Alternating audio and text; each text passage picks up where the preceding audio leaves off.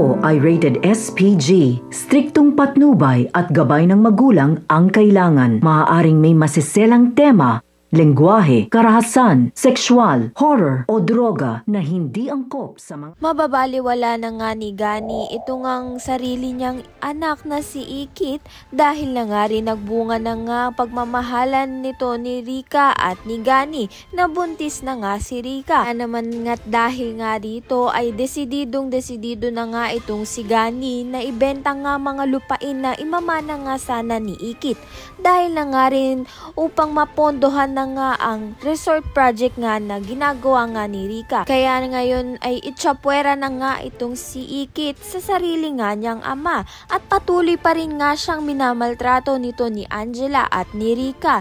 Tila bang wala na ngang pamilya itong si Ikit nang magsimula ngang mag-asawa nga itong si Gani dito nga kay Rika. Dahil nasa iisang bahay nga lang itong si Rika, Angela at Ikit na lagi nga silang nagbabangayan ay saan nga lulugar nga itong si Ikit.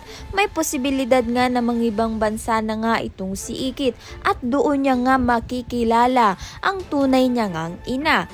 Ayan at iba pa ang dapat nating pakaabangan. Maraming salamat sa iyong panonood.